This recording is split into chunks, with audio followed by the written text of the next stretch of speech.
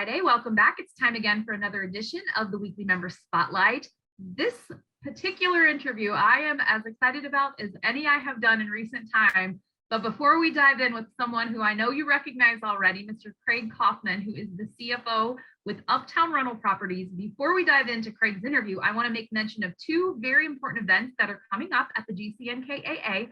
First of all, we have on April 19th, our National Multifamily Housing Day. We are going to have an event that's doubling as our GMM for the month of April. If you've not already registered for that, we are being graciously hosted by our friends at LCS, and it's going to be on April 19th. So please make sure you sign up and attend that event next week. I also want to make sure that you are all going to join us for the Business Exchange event. We have spent a ton of time perfecting this event, due a lot in part to feedback we've received from our guest of the day, Mr. Kaufman. But we're very excited. This is going to be a much different looking and feeling business exchange event. So whether you're a primary member or an associate member, this is absolutely something you're going to get a lot of value from and you're going to want to attend. So please sign up. It's not too late. I know Michelle has been sending out a lot of information in the last couple of weeks about the business exchange. So reach out for any clarifications that you may need and or to get signed up. All right, well, with the business end of everything behind us, I'm excited again. I will reintroduce Mr. Craig Coffman. Again, Craig is the CFO with Uptown Rental Properties, and he's also our newest member of the executive committee. So, Mr. Secretary, welcome to your weekly member spotlight. It's been, what, 3 years in the making? Yeah, it's been a while. We've pushed it off as much as we can, I guess. I know, and now you get to do it via Zoom, which I think actually it feels fine. I used to like meeting in person, but this is good too. And we're pre-recording this message because when it's airing, I'm going to be on spring break, and you were gracious enough to be very flexible today. So first, thank you again. Thanks for your service to the GCNKAA. Very excited that you are joining us on the executive committee. This is what, your third or fourth month as secretary? Yep. I'd love to ask you, Craig, for those people who maybe don't know as much about you as I do, having served on the board with you for the last couple of years, if you'll just maybe take a moment, introduce yourself, tell everyone what you do at Uptown and maybe how long you've been in the business. Sure. So at Uptown, I'm the CFO. So I direct all of our investments and banking, and kind of all the nerd stuff is really what everybody here says. And I'm also pretty involved in our operations just because we're a small company and I've been around here a long time. I've been with Uptown for about a little over 17 years. I was in banking before that, wanted to do something a little more entrepreneurial, and ended up joining with Dan Schimberg, who started the company in the 80s. And so we've been able to grow it pretty consistently over the last 17 years, and it's a great place. It's a great place to work, and we have great team members. Well, we did interview Dan. It's been, I feel like it was maybe in the pandemic, because I remember his backdrop being in his home. So we were on a Zoom scenario. But for those folks from Cincinnati, I'm sure everyone knows who Uptown is, and that you're, based along the university corridor. But tell us a little bit about Uptown in terms of the number of units and maybe anything that's going on exciting with the company these days. Sure. So we have about 4,000 units. As you said, we're based right on Short Vine. We got our start really doing a lot of student housing, renovations and rehabs. So we're probably the largest off-campus landlord at UC. We have a lot of, really, from anything, single family homes all the way up to new Class A purpose-built student developments. We started developing new projects about 12 years ago here at UC. And have continued that on. We really almost have one a year. We have one that we just delivered this past fall. But so that's probably about 60% of our portfolio. The rest, we have some scattered site portfolio, smaller buildings in the urban areas, downtown, Hyde Park, that kind of stuff. And then traditional communities like you're familiar with, Melissa, that are a little larger. So we kind of do a bunch of that. We've done some development work with partners out of town, primarily in Florida, that we're continuing to work on. So right now we have a project we're working on down there in Florida, and we also have one here in Mount Auburn. It's our second new development in Mount Auburn that'll be done next year. The first one was very successful. It was really the first new development in Mount Auburn in at least 50 years. So it's really exciting. When was that? in Mount Auburn. What's it called? It was 141 Wellington. And it was the first new development in Mount Auburn in a really long time. And it's beautiful, beautiful views. Our next one is called the Alto, and it's on Bigelow Avenue and it'll have about 270-degree views of the city. So you'll be able to see all the way from Mount Adams all the way downtown into the West End. It's going to be spectacular views. It's a really exciting location. We're really proud that we're having the opportunity to do another development in Mount Auburn. So it's wonderful.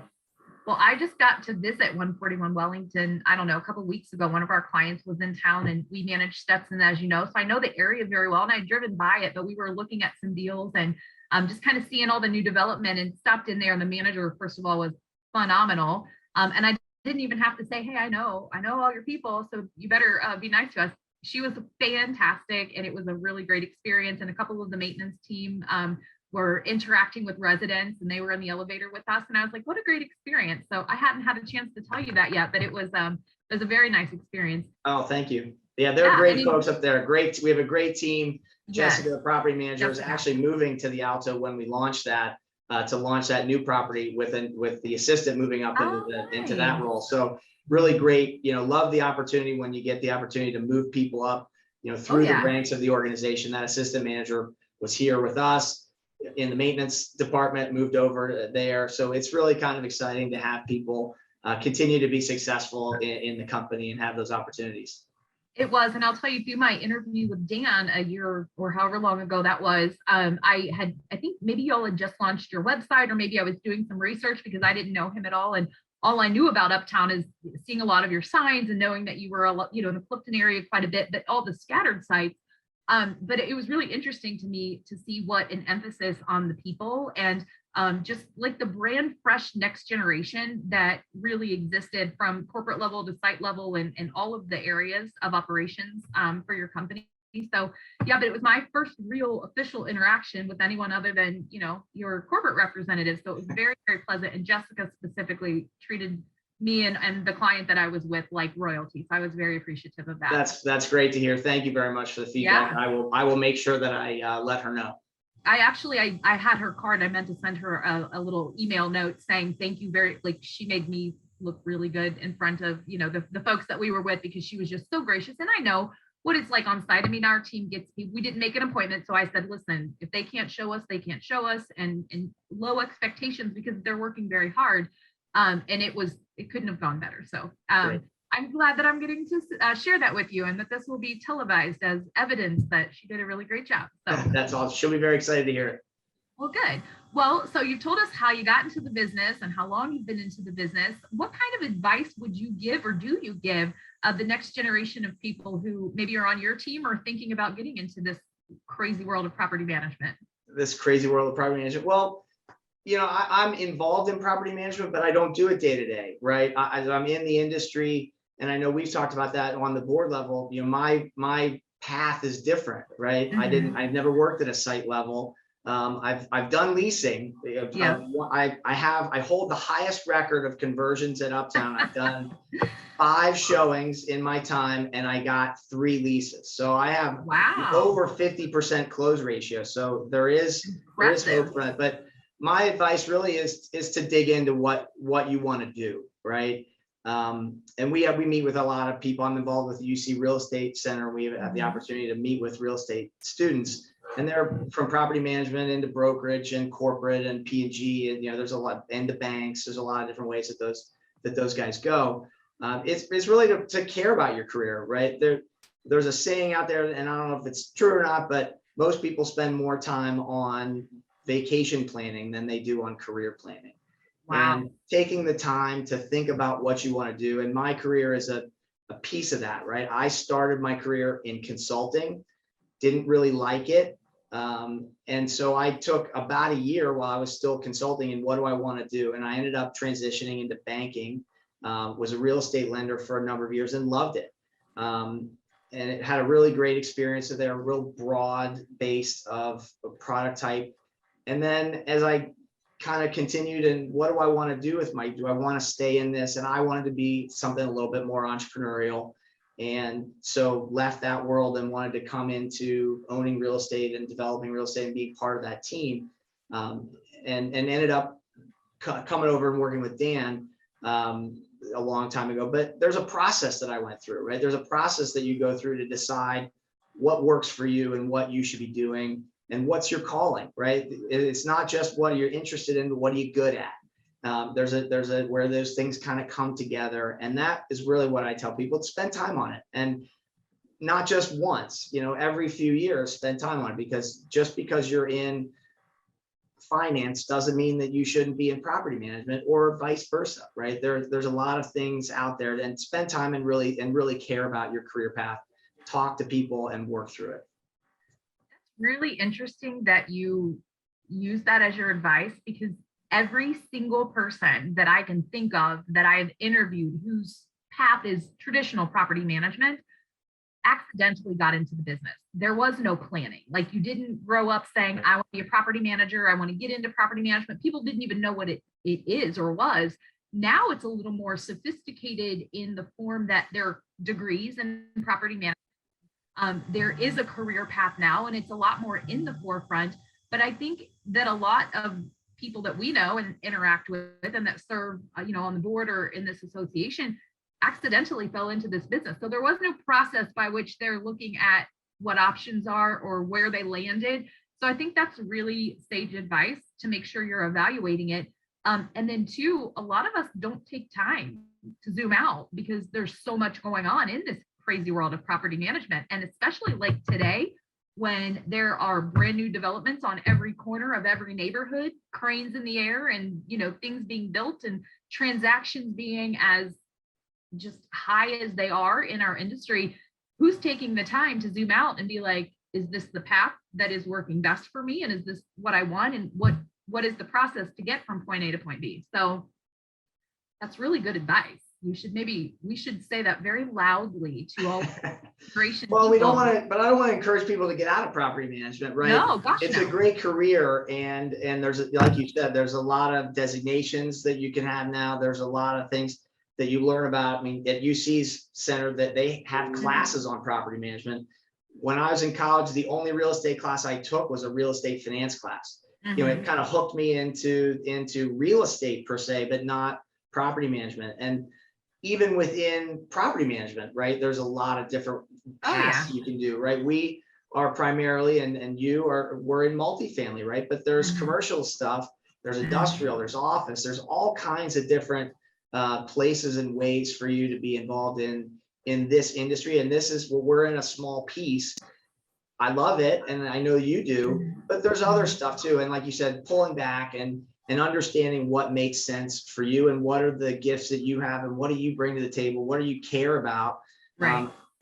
Somebody may not care about apartments, and if you don't care about people and making sure that resident, and have that empathy for a resident when the bad things happen, that we gotta, it's a flood in their unit, or there's whatever. If you're not empathetic for that tenant and paying attention to what they are experiencing and putting yourselves in their shoes, then this probably isn't the right business for you. But you could still be in property management in industrial or office if you like the business. So there's a lot of different paths and a lot of different ways that I think people can stay in the real estate community, regardless of your path or your interests. Well said. And I think that is just very sage advice. So we're going to have to come back to that for sure, I think, as a group, because that's not something that is commonplace in terms of advice. So I like that very much. But one thing I would love to do is move on, unless there's anything more about the professional side of who you are, Mr. Kaufman. I'd love to get to know you a little bit more on a personal level and get to some of the personal questions. Fair enough. Well, starting off, I'd love to invite you to share with us a little bit about your family. So I'm married. My wife's from Cincinnati, which is what brought me here. I have 3 boys, 17, 14, and 13, all very different and involved in a various level of different stuff. That's kind of the family, and doing that. So that's a whole lot of testosterone. What does a typical weekend look like at the Kaufman homestead? Oh goodness, that wasn't on your sheet. I know, I've got to throw a curveball in there for you. It really depends on the time of year. Right now, we're starting to get into baseball season. We have our middle son is really big into baseball, and they'll play 50, 60 games, this spring and into the summer. If it's into the winter, my youngest son is a gymnast, and so we'll be at his stuff. And as we were talking earlier before this, we were in the fall, we're doing college visits for my 17-year-old. So it just sort of depends, but mostly family stuff, some sports, some family time. And that's really about it. Well, I love all of that. And I have to ask, since you're visiting colleges, does your oldest son know what his study is going to be yet? Has he kind of declared his? He's a science guy, so he wants to do in biology. So right now we're looking for science schools and biology and all these types of things that I know nothing about. So it's always interesting to learn different things. Well, that's very interesting. And my son was in gymnastics for his earlier years in life, but it did not stick. But I was very hopeful. That was a lot of fun. And it's nice when you have the array of kids, you get a little bit of everything. So you're not spending every waking moment at the ball field or at the gym or on college tours, right? But you're doing if it's not one, it's another, right? It's a lot of fun, and I'm sure that everybody out there has gone through it. And there's phases when they're younger and phases when they're older, and we're now kind of got a year left with one before they leave for college, and so it's kind of it's a very strange feeling I remember when my oldest was going into preschool, and we met with a principal, and it was like, whoa, I'm not a parent. I should be the one over here. And now, in another year, he's going to be moving on. So it's a process just like everything else. I often ask myself, who decided that I was capable of being in charge of another human being? Because I'm not sure I'm ready for that yet, but he's 10. Exactly. So I guess to be.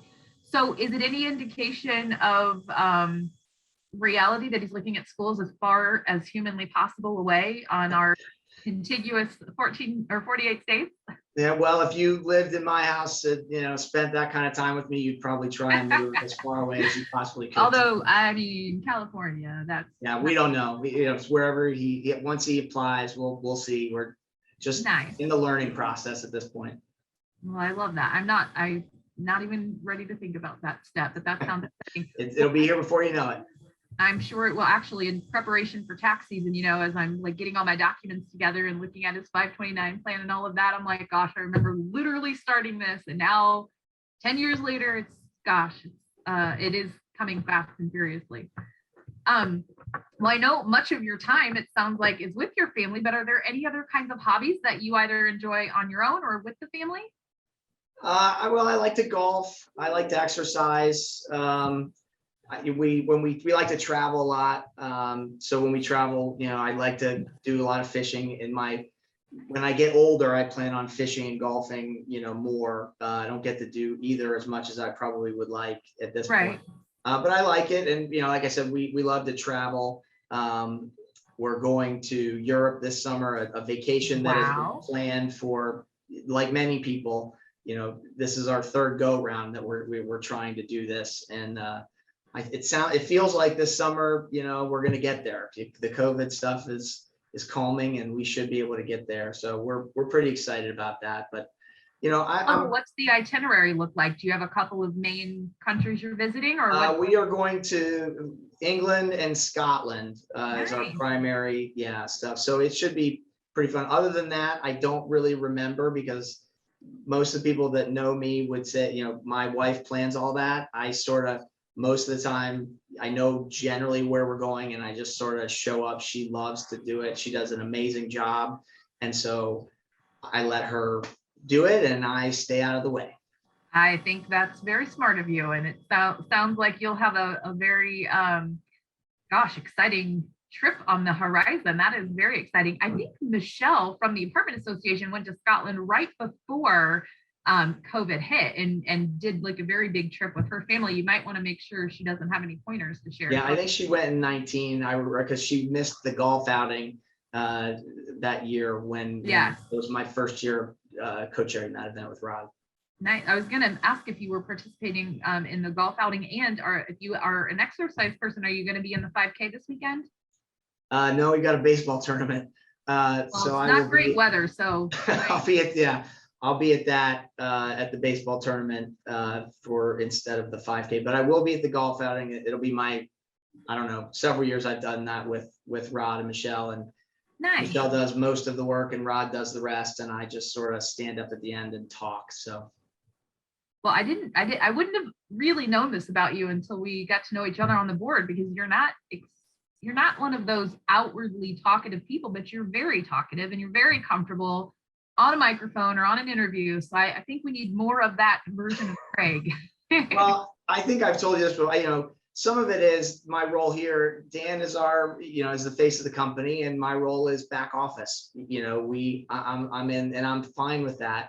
And I'm fine to talk, and I love being around people. I'm very social, but having something that's recorded and putting it on the internet is definitely not, my, something that I, as you know, for 3 years have not wanted to do. So.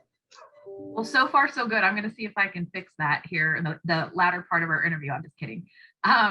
So I wanted to ask you, because I think this is going to be a conversation. In addition to your family, you've got an entire pet population at your home. Sounds like it rivals mine. So I'd love for you to tell us a little bit about your pets. Oh, I could go on forever. We have 3 dogs, 2 of them that I wanted. Another one, my father-in-law, unfortunately passed away right before COVID, and we inherited his 15-year-old miniature poodle who's basically blind and deaf and kind of walks around. It makes for a hilarious, thing in the house, trying to get a dog's attention to get him to go outside. But my oldest son is a big animal guy, so we've had a menagerie of different critters over the years. I was telling you earlier, he has a leopard gecko, and then he has these axolotls, which I will send you a picture of. Yeah, I've got to have to look that up. Yeah, they're very unique creatures. But most of the other creatures that he's had are kind of calming down. And then my other son has a bunny. So we have a menagerie of critters in our house. There's more critters than people, and that's not good, but that's what we got right now. I have yet to encounter anyone who has called their pets critters. So that's the first thing that's funny. And now I was making the connection. If your oldest son is a science guy and he has a bunny, I'm like, is this bunny part of a lab experiment somewhere? But the bunny belongs to another. The bunny belongs to the youngest son. Yeah, the bunny's Nathan's, but Connor's had snakes and all kinds of bugs and weird things. He goes to the shows and he buys, these little. We go to the shows. Yeah, you go to the reptile shows and Sin City Reptile Show. We used to go like literally every month, and finally, so my son got a couple of Madagascar hissing cockroaches, and I thought one died or the others ate it, and it actually escaped. So after that, I had to put my foot down and say, we're not bringing any other of those kinds of critters back into this house, because I value my life, and if I see something like that, I will die. Thankfully, our housekeeper was here for her monthly visit and found it, and I thought I was going to die. But yeah, it is. So no more of the Sin City Reptile Show. We've had all that stuff. When he had the snakes, he bred cockroaches because they are a superior feeder to crickets. And so, that one took a while to get us through the idea that we were going to have that in our house. But we've had it all. We had snakes escape that we haven't been able to find. I was in the basement one time and found the snake, almost stepped on it. So we've been through all that kind of good stuff. As I said, it's kind of winding down as he plans to move off to college. So that's a good thing. I'll take the bunny. Is a lot easier than the Madagascar cockroach. Right? Yeah. Well, we also have a geriatric dog who is, I lovingly say he's going to meet Jesus very soon. Bless his heart. He doesn't even know what planet he's on. He's a little Pekingese, but he's turning 15, and if he makes it to his birthday. And then we've got a couple of milk snakes, and he's had a little bit of everything, but he lost his what in the world was this thing? Bearded Dragon. That was really hard. We loved that thing. It was very sweet, actually. And so that was hard. And I'm like, can we just not with the animals for right now? Can we Yeah. appreciate Well, what we have? Grieve you got to do your research though, because those bearded dragons, they live like 30 years or something. I don't know exactly, but they live a long time. We always try and keep it to the shorter duration living animals, because I don't want to have a leopard gecko when he goes to college and they don't allow it, and or not leopard gecko, but bearded dragon. I know, right? What am I going to do with this thing that has not been? I'm going to be retiring with a tortoise that's going to probably outlive everyone in my family. So I did make that mistake. And yeah, well, that's pretty funny. And I would imagine with a house full of boys, you have had your fair share of all the pets. So that's fun. Well, let's move through a couple of the other questions, get to know you a little bit more. Are you a reader? And if so, what's one of the best books you've read of late? I do read. I read a lot. I really enjoy it. I moved from kind of work books to fun books, and the current one I'm reading it's called Make the Noise Go Away, which our HR people kind of told me about, and so I've just started that. It's real thin. It should take me not very long to read it. And then I just finished not too long ago, which I thought was really cool. It's called Project Hail Mary, science fiction, and I'm kind of a science fiction nerd. Yeah. It's by the same guy that wrote the Martian, which was the movie that one of the big stars was in, and it's been on TV all the time. But same guy, and it's just an interesting science fiction stuff. So I transition. I have to try and do work stuff and read business books and leadership books and find whatever. But I like to find the balance and have some sort of weird science fiction or whatever. The history books, I do a lot of history stuff too. But I love to read and love suggestions. So if you're a reader, love to share. Oh my gosh. I'm a huge reader, and I listen to them on Audible when I'm driving or getting ready in the morning, because if I sit stationary without physically doing something, I will not last very long. But over the last, it's been almost 4 years that we've been doing this weekly member spotlight. The number of books that I have been exposed to that I probably wouldn't have otherwise been exposed to has been among my favorite things, like about the whole entire thing. It's well worth the time because I get all of these really great, I'll have to send my favorite list.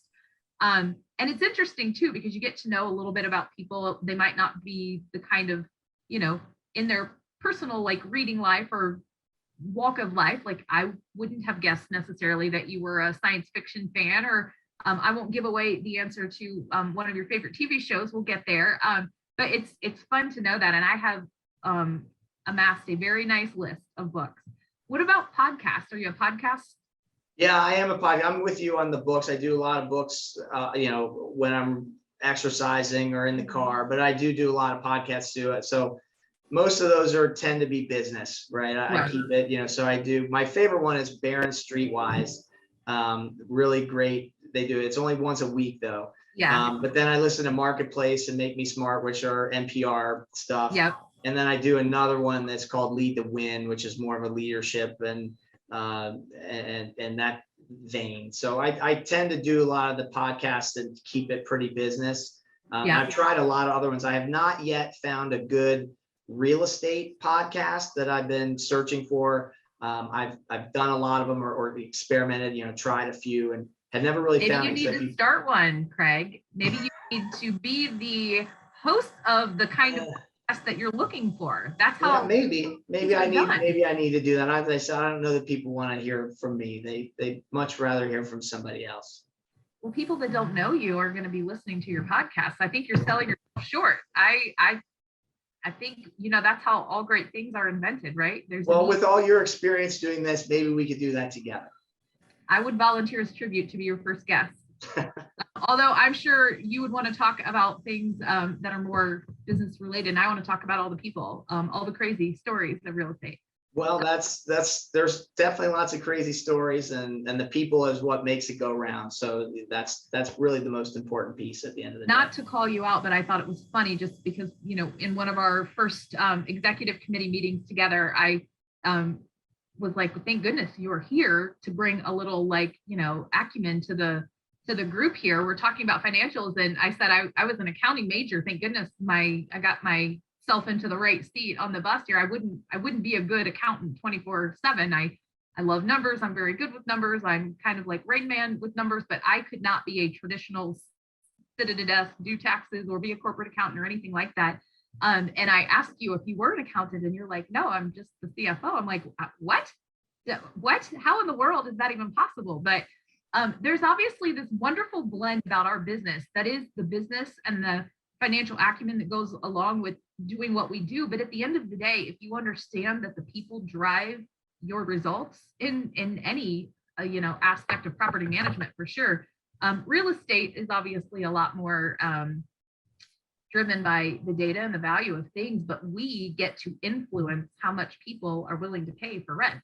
So that is the piece of the puzzle that I love. Yep, I totally agree with you. There's a lot of, I tell people all the time, I can show any building you want and put it on a pro forma, and I can make it look like this or like that, and you could believe any of it. But at the end of the day, it's about the people, because if you don't have good folks, who's going to want to live with you? If you don't have people paying attention to those expenses that are doing it the right way, right? Fix something once and fix it for good. And but do it in a cost-effective manner, so it goes in all realms of the leasing folks, the maintenance folks. It really does take a really well-rounded team. And I know that we were talking about, it's funny that you were somebody that I was interviewing the other day was a leasing consultant with your firm 10 years ago. Oh, wow. And we were talking about training, and they were talking about how wonderful the training and diligence. Yeah. So there's all kinds of stuff that are out there for people, and those that really care about the people are going to be the ones that succeed at the end of the day. That's exactly right. Because there are buildings on every corner of every street, and they're building more today and they will tomorrow. And so it's really the people that differentiate between, a dollar here and a dollar there. So, and we're not renting the cheapest apartments in any neighborhood necessarily. So it's always the people element. So I love that. If you need someone to bounce ideas off of for your upcoming podcast, I'm your friend. So. Sounds good. All right, well, let's keep going, because I know you got a Friday afternoon to get to and a weekend on the horizon. What's one of your favorite foods or restaurants to enjoy? Well, I don't think anybody in Cincinnati could not say Jeff Ruby's, right? I'm a big fan of any of them. Precinct's probably my favorite, but then staying Cincinnati, I'm a big Dewey's Pizza fan. Nice. I lived right down the street from their first one in Oakley when they first opened, and was probably one of their first 50 customers in that first location. Cool. And I've been a big fan ever since. So you got to keep it Cincinnati, right? I like that very much. And I'm with you. The Precinct, hands down, best of any restaurant ever. And it's the ambiance as much as it is the food, obviously. So, and you know what? I ate at the Ruby's in Lexington at the end of last year. I mean, my expectations were that it's not going to be as good as anything original. It was phenomenal. Absolutely. Yeah, they do a great job. So, yeah. Okay, well, I alluded to a favorite TV show, and I like asking this question again because you get to know a little bit about who people are. What's one of your favorite TV shows or movies? I think on this sheet, we're big with the three boys, right? We're big Star Wars, Marvel. Mm-hmm. Star Wars is definitely my favorite. As we talked about science fiction stuff before. That's been a big thing of mine for a number of years. I love all the movies, and now with Disney taking it, the boys love all the different spin-off shows. So we've had a great time kind of learning, some of that kind of stuff. But other than that, I really, really like Ted Lasso. I was late to the bus on that one. But one of my best friends from college. Yet. What's that? I haven't gone down the Ted Lasso road yet. Oh my gosh, it's great. Yeah. Okay, I'm gonna make that a priority. Yeah, it's a great show. One of my best friends from college looks just like Jason Sudeikis. Oh, that's awesome. And so when we were all together last summer, it was a kind of a joke. They had all seen it. So then we watched it together, and then we watched the rest of it. We were fun. And it's really good. It's a positive. It's really well done, and you should check it out. I absolutely going to. I struggle with getting emotionally invested into things. And so I really shut it down when everyone's like, you got to watch this. You got to watch this. I don't like things ending. So I'm like, I'm not ready for another TV show, but I feel like I maybe am, and I can binge a little bit of this one. So And it's funny because you answered the question that I love asking: if you could be any TV or movie character, who would you be? And you said, I said Ted Lasso. Yeah. I mean, I can be I'm the numbers guy. So around here, I can be the glass is half empty. A lot of times I get accused of that, being a Debbie Downer sometimes. And Ted Lasso is just so positive, and regardless of the situation that he's put in, he really comes out with, and being a people person and right. has a positive spin on just about everything. And that I really admire it. Well, I love something that. I need to be better at. Know thyself, right? That's right. Well, I think you're very positive, so you're working on it. You're on the right track. Couple more questions, Craig, and I told you this was only going to be a half an hour, and we could talk for days. Like, who knew, right? All this fun, interesting stuff. So I thought it was very interesting to learn your passion for sports. Who's your local sports team you like to follow? Well, I'm a definitely, yeah, this is a good one. I'm a Bengals fan, right? We just coming off the Super Bowl. Who couldn't be a Bengals fan? But right. We've been season ticket holders for a while. We've been to most of the playoff games that they lost, and then we went both to Nashville and Kansas City this year. We should have gone to the Super. We skipped the Super Bowl, but if we would have gone, there's a good chance they would have won. So I know, right? Maybe next time I'll take up a collection from other people. Seriously, and start a GoFundMe. Yeah, exactly. I'm going to try that. Did the whole family go to Nashville and Kansas City? 3 of us went. We have differing sports interests, and only one of our kids is a football fan. So he goes with us, and the other 2 stayed here. Well, that's super fun. And lifelong Bengals fan. My mother is like the hardest core Bengals fan, still has her 1987 Who Dey sweatshirt from our first run in the Super Bowl. But yeah, that was cool to learn that you've had season tickets and you got to go to both the playoff games. Yeah, it was great. And I grew up in Cleveland, and so I get a lot of grief from my friends at home. I lived in Cincinnati when the Browns went away, and kind of became a Bengals fan. My wife's family's big Bengals family, and became a Bengals fan. And then when the Browns came back, I really tried, but never really connected to the new team. I despise Baltimore for stealing my Browns. Yeah. So I have hatred in my heart, but I don't have love for the new team. Just never connected it. And I've been a Bengals fan really ever since. But I take a lot of grief from my friends at home because I left. But I truly believe that when you live in a city and you're gonna, especially in real estate, and you're gonna invest, and we want to promote the city and be part of the city. We want people to come work here. Right. So I'm a Cincinnati homer, trying to make this place a great place that when we're talking to college students that they want to stay here. It's a great town for not only people raising families, which is what I used to hear when I first moved here. Oh, it's great for families, great for families. Right. I didn't care about that when I was 23 years old. I wanted to do fun stuff. And now this town has a lot of really neat things that we didn't have 20 years ago. And it's really great.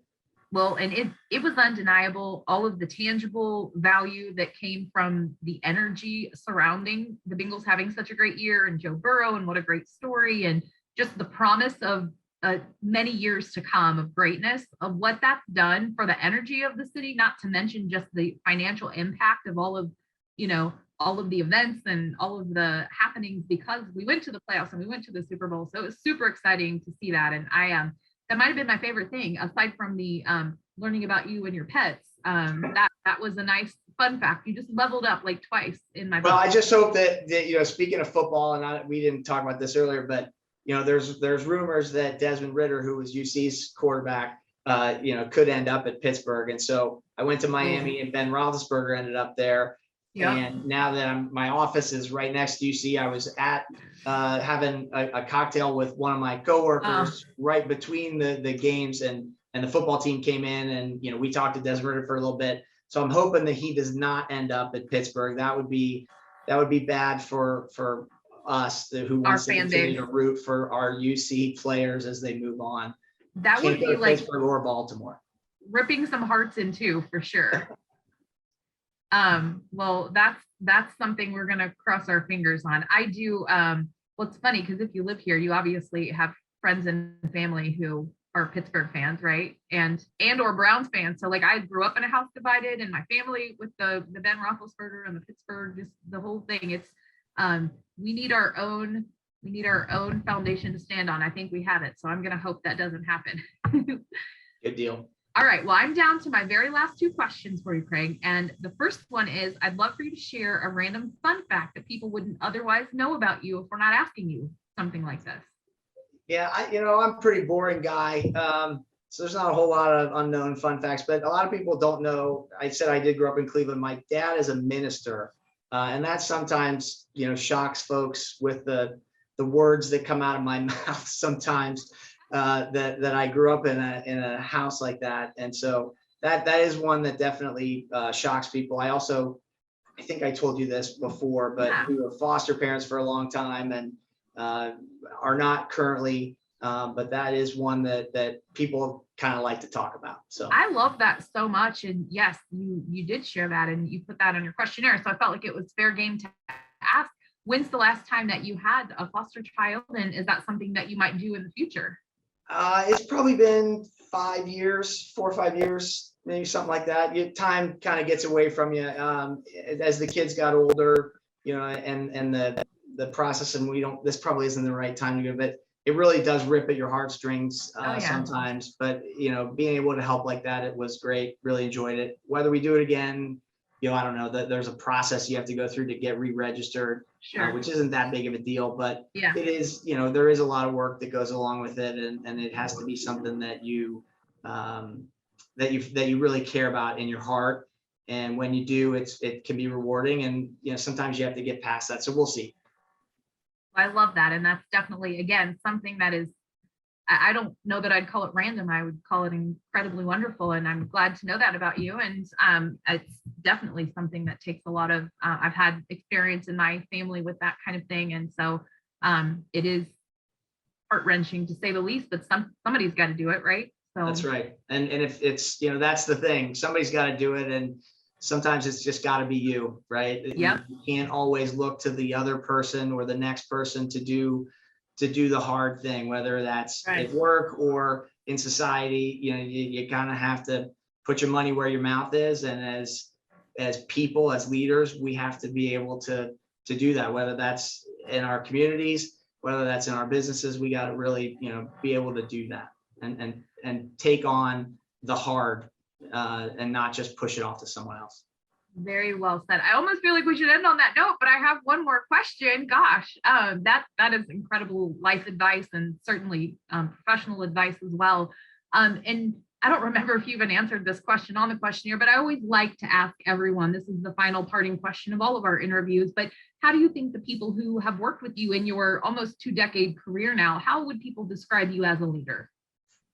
That's why I don't know. That's why I left that blank. I did. Well, I'm happy to gotta ask them. here. I try to be fun. I goof around a lot in situations. I enjoy being around my coworkers, and I want to make it our company a fun place to be at. We do hard work sometimes. There are some tough conversations that have to happen. There are hard days, and so I believe in having a good time. I like to crack a joke.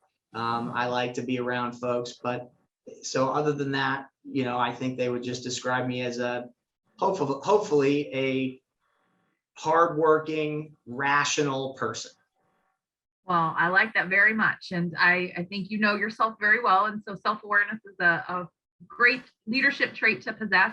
I want to say thank you so much, Craig. I know you have done a lot for the board, and I'm looking forward to your contributions on the executive committee. And you have a different perspective than a lot of us, having been in the position that you're in versus being on site. And you call yourself kind of back of the house. That perspective is so very important. We are working for the betterment of our industry, and that includes needing perspective of every single, angle and position and ownership representative. And so I'm very appreciative of your willingness to serve, and I look forward to a exciting and successful 2022. I'll see you in a couple weeks at the next board meeting. Have a great weekend with your fam. Thank you. You too. Enjoy your vacation and have a great spring break. All right. Thanks so much. And thanks, everyone. We'll see you again next week for another edition of the Weekly Member Spotlight.